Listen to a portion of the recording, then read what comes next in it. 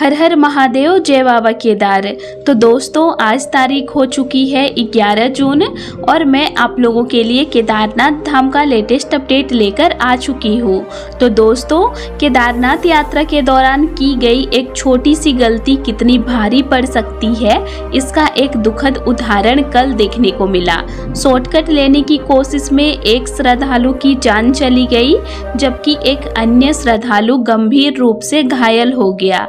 आखिर यह पूरी घटना कैसे हुई, कहां हुई और आप लोग ऐसी गलती करने से कैसे बच सकते हैं, इसके बारे में मैं आप लोगों को आगे विस्तार से बताऊंगी, ताकि आप सभी श्रद्धालु सुरक्षित यात्रा कर सकें। इसी के साथ आज की इस वीडियो में हम लोग जानेंगे आज केदारनाथ धाम का मौसम कैसे है, क्या आज केदारनाथ धाम में बारिश हो रही है या मौसम साफ है, ट्रेक मार्ग की स्थिति कैसी है, रास्ते सुरक्षित हैं या नहीं, यात्रा सुचारू रूप से चल रही है या कहीं कोई परेशानी देखने को मिल रही है। साथ ही हम लोग श्रद्धालुओं की भीड़ के बारे में भी बात करेंगे।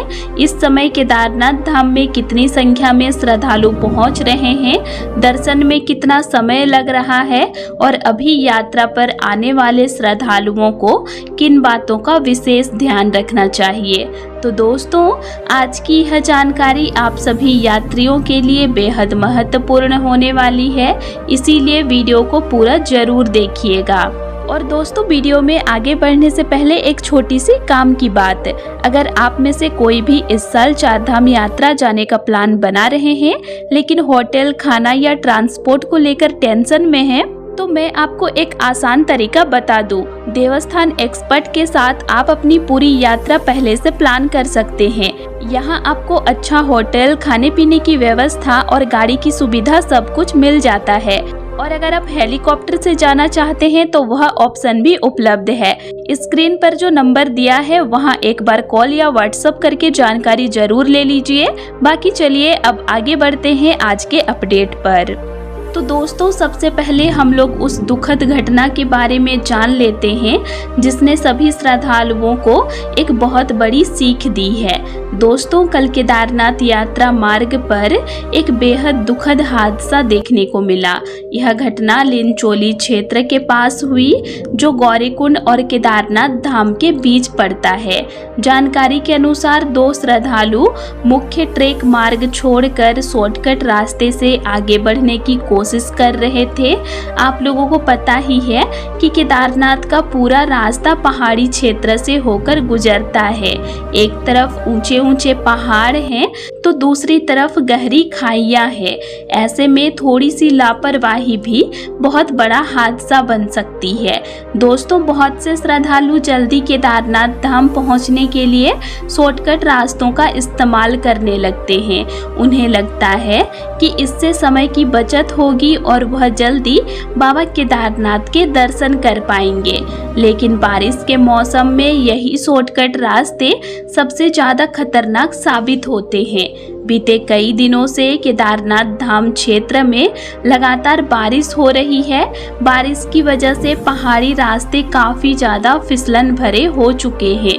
मिट्टी ढीली हो जाती है, छोटे छोटे पत्थर खिसकने लगते हैं और कई जगहों पर पैर टिकाना भी मुश्किल हो जाता है।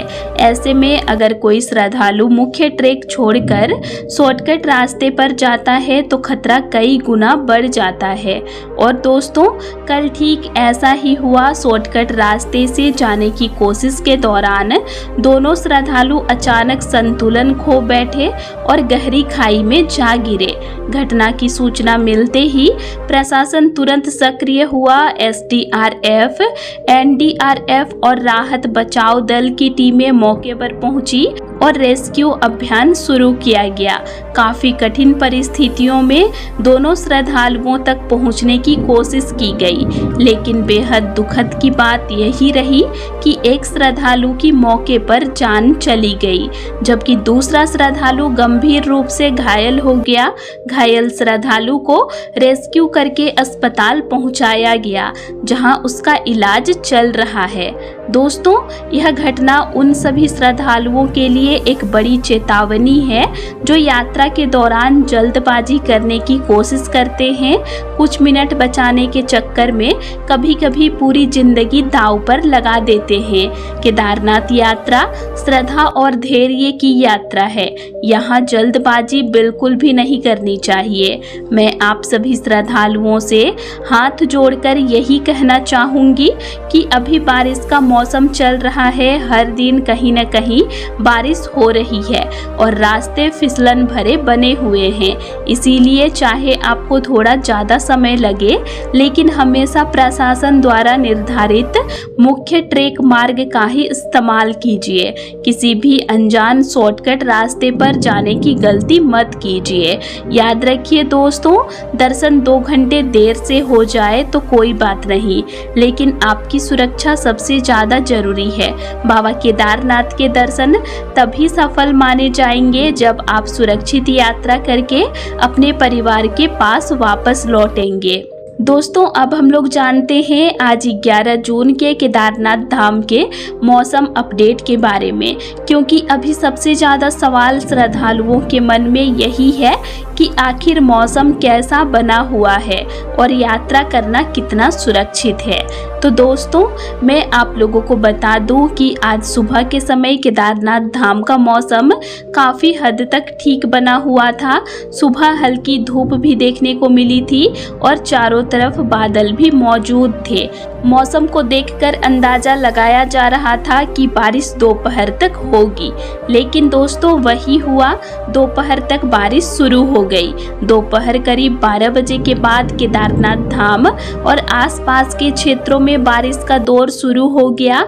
देखते ही देखते बादल पूरी तरह से छा गए और कई जगहों पर अच्छी खासी बारिश होने लगी। आप लोग वीडियो के माध्यम से साफ देख सकते हैं कि चारों तरफ बारिश का माहौल बना हुआ है। श्रद्धालु रेनकोट पहनकर यात्रा कर रहे हैं और जो लोग ट्रेक मार्ग पर हैं उन्हें भी बारिश का सामना करना पड़ रहा है। दोस्तों, पिछले कई दिनों से मौसम लगभग इसी तरह बना हुआ है। सुबह कुछ समय के लिए धूप निकल जाती है जिससे श्रद्धालुओं को लगता है कि मौसम साफ है, लेकिन दोपहर होते होते बादल घिर जाते हैं और फिर बारिश शुरू हो जाती है। यही कारण है कि अभी केदारनाथ यात्रा पर आने वाले सभी श्रद्धालुओं को मौसम को बिल्कुल भी हल्के में नहीं लेना चाहिए। बारिश की वजह से ट्रेक मार्ग पर कई जगहों पर फिसलन बढ़ गई है। हालांकि यात्रा अभी सुचारू रूप से चल रही है और श्रद्धालु लगातार बाबा केदारनाथ के दर्शन के लिए पहुंच रहे हैं, लेकिन रास्ते पहले जैसे आसान नहीं रहे हैं। कुछ स्थानों पर कीचड़ और फिसलन की स्थिति बन रही है, इसीलिए चलते समय विशेष सावधानी बरतने की जरूरत है। मैं सभी श्रद्धालुओं से यही कहना चाहूँगी कि अगर आप यात्रा पर आ रहे हैं तो ट्रैकिंग शूज़ पहनकर ही यात्रा कीजिए। साधारण चप्पल या सामान्य जूते से ट्रेक करना जोखिम भरा हो सकता है। बारिश के कारण रास्ते गीले हो जाते हैं और ऐसे में पैर फिसलने का खतरा काफ़ी बढ़ जाता है। और दोस्तों, जैसे कि मैंने वीडियो की शुरुआत में बताया, शॉर्टकट रास्तों का इस्तेमाल बिल्कुल मत कीजिएगा। आज की दुखद घटना हम सभी के लिए एक सबक है। कुछ समय बचाने के चक्कर में अपनी जान जोखिम में डालना बिल्कुल भी सही नहीं है। प्रशासन द्वारा जो आधिकारिक ट्रेक मार्ग बनाया गया है उसी का उपयोग कीजिए और सुरक्षित यात्रा कीजिए। इसके साथ ही अपने साथ गर्म कपड़े, रेनकोट, दस्ताने और ज़रूरी दवाइयाँ जरूर रखिए, क्योंकि केदारनाथ धाम में मौसम मिनटों में बदल जाता है। अभी बारिश भी हो रही है और ठंड भी काफ़ी ज़्यादा महसूस की जा रही है। दिन के समय भी ठंडी हवाएं चल रही है, इसीलिए पूरी तैयारी के साथ ही यात्रा पर आइए। अगर हम श्रद्धालुओं की संख्या की बात करें तो अभी भीड़ में पहले के मुकाबले कुछ कमी देखने को मिल रही है। फिलहाल प्रतिदिन 8 से 10 हज़ार श्रद्धालु केदारनाथ धाम पहुंच रहे हैं। यही कारण है कि मई महीने की तुलना में अभी दर्शन अपेक्षाकृत आसानी से हो रही है। हालांकि लाइनें अभी भी लग रही है, लेकिन पहले जैसी अत्यधिक भीड़ नहीं है।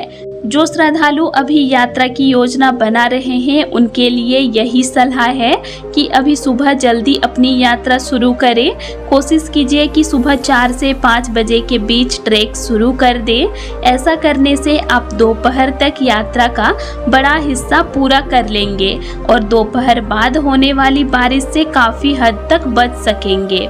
दोस्तों, फिलहाल आज केदारनाथ यात्रा मार्ग पर किसी बड़े लैंडस्लाइड की सूचना नहीं है और यात्रा सामान्य रूप से जारी है, लेकिन लगातार बारिश को देखते हुए खतरा पूरी तरह खत्म नहीं कहा जा सकता।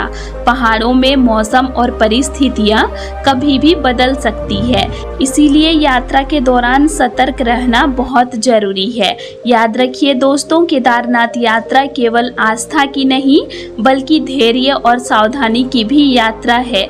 थोड़ी सी समझदारी और सावधानी आपकी पूरी यात्रा को सुरक्षित बना सकती है, इसीलिए जल्दबाजी मत कीजिए। मौसम की जानकारी लेते रहिए, प्रशासन के निर्देशों का पालन कीजिए और सुरक्षित तरीके से बाबा केदारनाथ का दर्शन कीजिए। फिलहाल दोस्तों, यात्रा सामान्य रूप से जारी है। श्रद्धालु लगातार बाबा केदारनाथ के दर्शन कर रहे हैं और प्रशासन भी पूरी तरह तैनात है। मौसम पर लगातार नजर रखी जा रही है ताकि किसी भी स्थिति में श्रद्धालुओं की सुरक्षा सुनिश्चित की जा सके। बाकी दोस्तों, अगर आप लोगों को हर दिन केदारनाथ धाम का लेटेस्ट अपडेट जानना है तो मेरे चैनल से जुड़े रहिए, चैनल को सब्सक्राइब करके, क्योंकि मैं हर दिन केदारनाथ धाम का लेटेस्ट अपडेट देती हूँ। तो दोस्तों, आज के लिए इतना ही और आप लोगों को मेरा आज का इन्फॉर्मेशन कैसे लगा ये मुझे कमेंट करके ज़रूर बताइएगा और वीडियो अच्छा लगा तो वीडियो को लाइक कीजिएगा और साथ ही चैनल को सब्सक्राइब भी जरूर कर लीजिएगा। और अगर आप लोगों को केदारनाथ धाम से रिलेटेड और भी वीडियोस देखने हैं तो मेरे चैनल में अपलोड हैं, आप उनको भी देख सकते हैं। तो चलिए फिर मिलते हैं एक नई वीडियो के साथ। Thanks for watching.